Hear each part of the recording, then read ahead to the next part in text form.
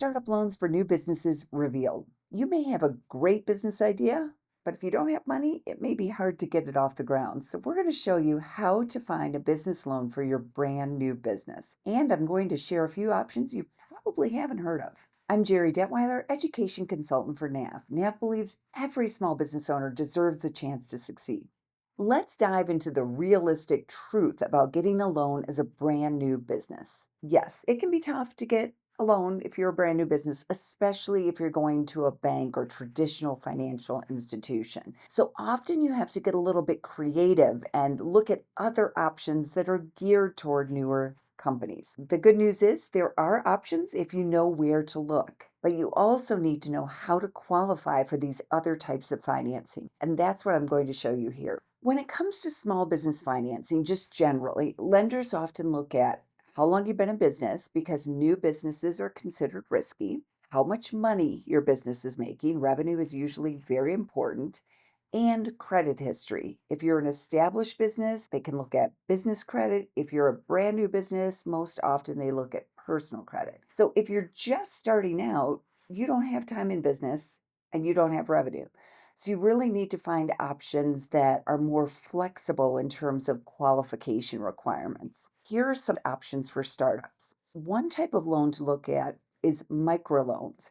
These are very small loans and they're usually given out by nonprofit lenders like community development financial institutions. The goal here is for them to help grow the economy in a local community and help entrepreneurs who otherwise would have trouble getting financing. Sometimes these loan amounts are as little as 500, 5,000, or $50,000. Though they're not a huge amount of money, they can be what your business needs to get started because many businesses in the US start for less than $10,000. The trick here is finding those loans because they don't have big marketing budgets, they don't advertise. So, one tip I'm going to give you is to contact your local small business development center because they often know about these options. I'll include information in the description that will help you find your local SBDC. Another option is crowdfunding. You've probably heard of sites like GoFundMe. On the business side, sites like Kiva, WeFunder, Indiegogo, Kickstarter, those all are great options for businesses to raise money.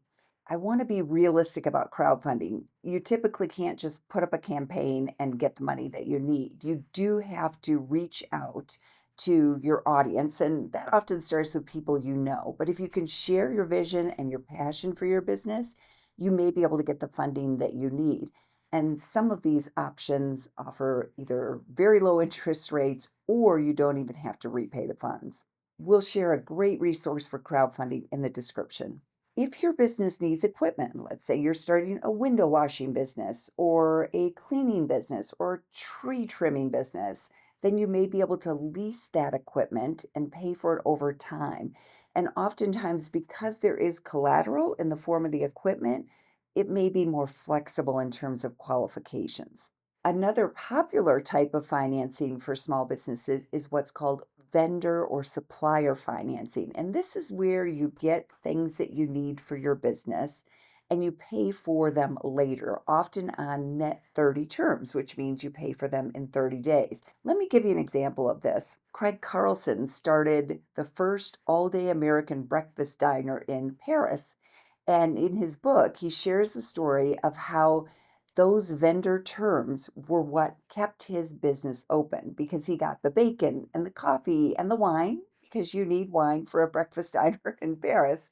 He got those on terms where he didn't have to pay for them until he sold the food and then paid for them out of cash flow. That can be a great way for your business to get what it needs and then pay for it after you've made a sale. And lines of credit. So if your business qualifies, you may be able to use a line of credit to tap it as you need it. So now let me share my favorite type of financing for brand new businesses, and that's business credit cards. Why do I like them so much? I like them so much because they are available to brand new businesses. You could literally start your business today and get a business credit card tonight. Most of these cards don't require a formal business structure, so you don't have to have an LLC or a corporation in order to qualify, but they do usually check your personal credit. So you typically need good to excellent personal credit in order to qualify.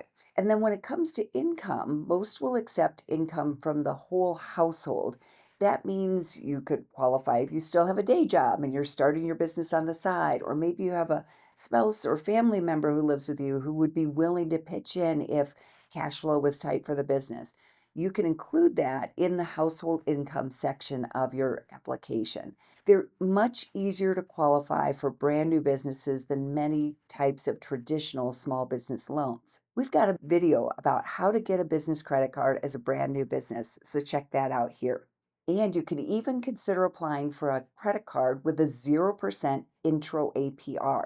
With an intro APR of 0%, you can finance those startup purchases for 7, 10, 12, as long as 18 months and not pay interest as long as you pay on time and then pay off the balance before that intro period expires. So this could be a great way to manage some startup costs and pay them off over time. If you want to find a 0% intro APR business credit card, just check out the description. So what do you need to get approved as a brand new business? Well, first of all, personal credit scores are probably going to be checked. Sometimes it's what's called a soft credit check, which doesn't affect your credit scores, but you should expect it. And so it's a good idea to check your personal credit before you start applying for any types of financing, including small business financing.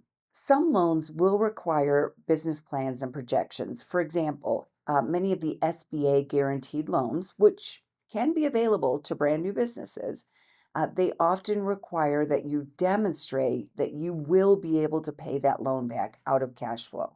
Even if your business isn't making money yet, you need a solid plan. You may need collateral, or you may need to sign a personal guarantee. This gives the lender additional assurance that if your business doesn't pay back the debt, that it will have a way to collect. And then a business bank account is crucial. Many lenders will want to see business revenue or business cash flow. And again, if you're at the starting point, you probably don't have a lot of that, but you can still open a business bank account with very little money and start building that track record that over time can help you qualify for more business funding. And if you don't know where or how to open a business bank account, check out this video. There are lots of different ways to finance your startup. You have to be creative and know where to look. You will increase your options by also building strong business credit and making sure that you keep a good tab on your cash flow. NAV is here to help. Use the resources in the description to get started. Share your questions about getting startup financing in the comments below. Like, share, and subscribe for more business building tips. See you on the next video.